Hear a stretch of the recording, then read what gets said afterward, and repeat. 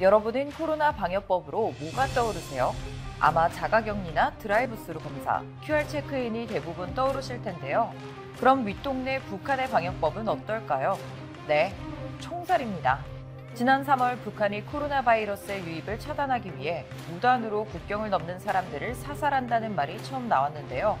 당시 이런 방침이 담긴 고지서가 중국 온라인에 나돌았는데 중국 당국은 문건의 출처가 불분명하다며 부인했죠. 그러다가 9월 10일 주한미군 사령관은 미국 전략국제문제연구소 주최로 열린 회의에서 위 내용이 사실이라고 밝혔습니다. 그러면서 코로나 사태에 따른 국경 폐쇄 조치로 밀수품에 대한 수요가 늘어나자 북한 당국이 개입한 것이라고 설명했죠.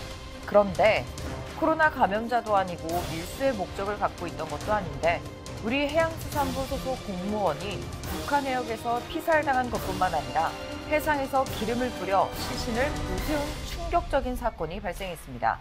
아무리 북한이 비정상적인 행동을 한다 하더라도 대체 어떻게 이런 짓까지 하는 것일까요? 영상 시작 전 좋아요와 구독하기 부탁드립니다. 사건은 지난 21일에 벌어졌습니다. 오후 1시쯤 소연평도 남쪽 2.2km 해상에서 해양수산부 소속 어업지도선 선원 공무원 A씨가 실종됐습니다.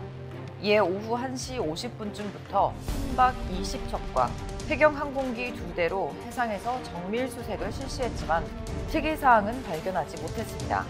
하루가 지난 22일 A씨가 포착됐는데요.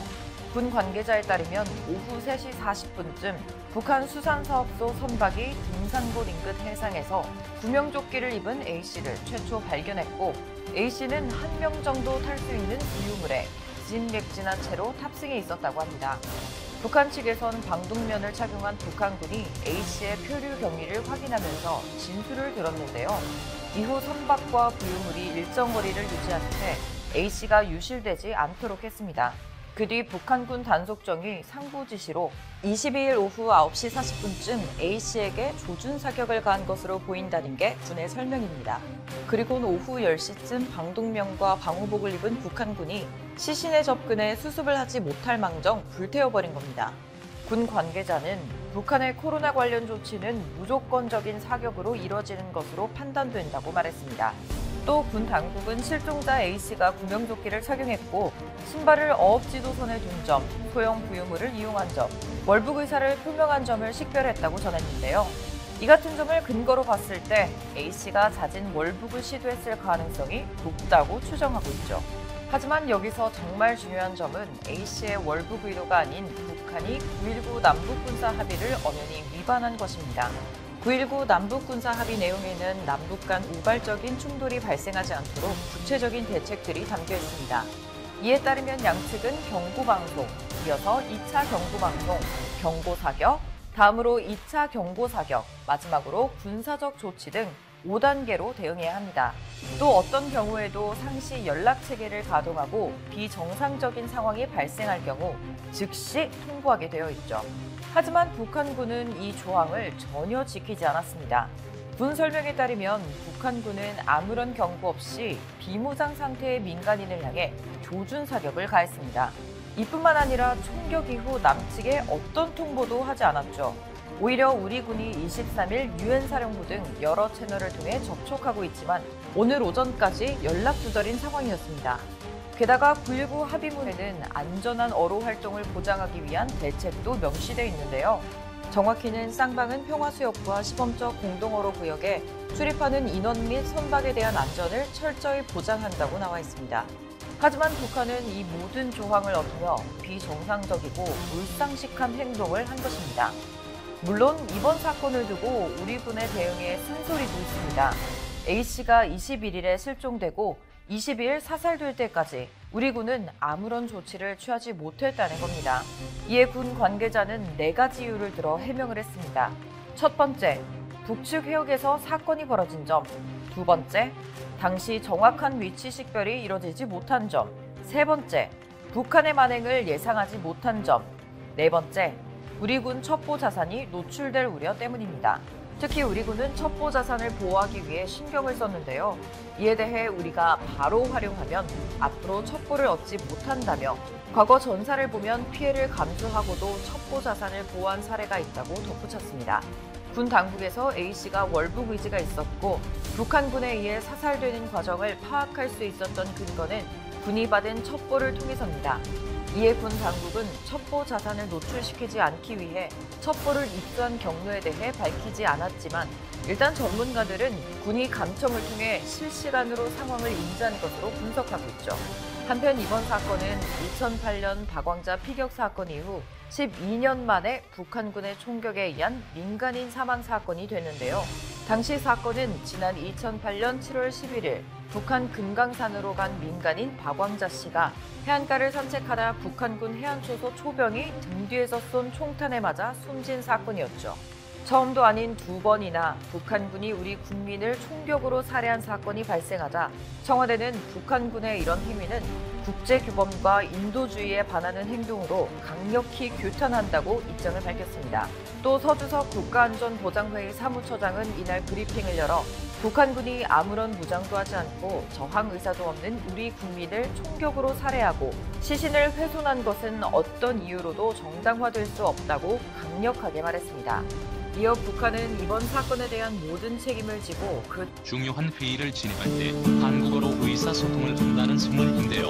회장에 한국인이 있는 것도 아닌데 이 같은 현상이 벌어지는 것에 대해 캠핑의 입김이 작용했다는 분석입니다. 최근 중국 기술진들에 대한 이상한 소문이 떠돌고 있습니다. 시진핑은 대체 왜 이런 지시를 내렸고 무엇을 노리고 있는 걸까요? 얼마 전 한국 사회를 분통지서 비계한 충격적인 보도가 있었습니다.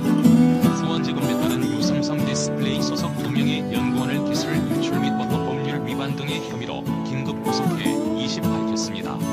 이들은 2019년 말부터 지금까지 월드 관련 공격 스펙과 주요 장비를 유출한 것은 물론 핵심 소재들을 몰래 제작하기까지 했습니다. 검찰은 사태가 중하다고 판단 용의자들의 집을 압수수색한 결과 설계 동연이 담긴 노트북과 구조도가 그려진 수첩 등을 증거로 압도할 수 있었는데 이들이 유출하려 했던 것에 올드 제조용 핵심 설비로 삼성 디스플레이가 3년간 개강원을 넘게 투자해 세계 최초 개발 본격적인 양산을 앞두고 있는 시점이었습니다. 조금만 늦었다며 삼성이 차세대 기술이 통째로 넘어갈 수 있는 상황이었죠. 2년 전 2018년에도 동일한 사건이 있었습니다. 당시 유출된 기술은 휘어진 디스플레이와 유리판에 붙이는 공정이 3D 라미네이션으로 방어보호 법상 국가적 해칠 기술로 지정될 만큼 중대한 것으로 평가받고 있었습니다. 이 사건은 국정원의 첩보로 세간에 공개됐는데 놀랍게도 범인은 6년 동안 장비 생산을 대행했던 협력업체인 톱팩이 저지른 것으로 밝혀져 논란이 됐습니다. 이에 전접되면 이르려나 파괴로 추정되냐 중국과의 기술 격차가 더욱 좁혀질 것이라는 우려 섞인 목소리가 나오기도 했는데요. 모두가 있다시피 이런 행각은 언급이 배후에 있는 것으로 알려져 있습니다. 하지만 이해가 안 되는 부분이 있습니다. 선진 기술이라면 일본이나 유럽 기타 선진국들도 갖고 있을 텐데 왜 굳이 한국 기술의 혈안이 돼 있을까? 모든 것은 지난 시진핑의 방한 때부터 시작됐습니다.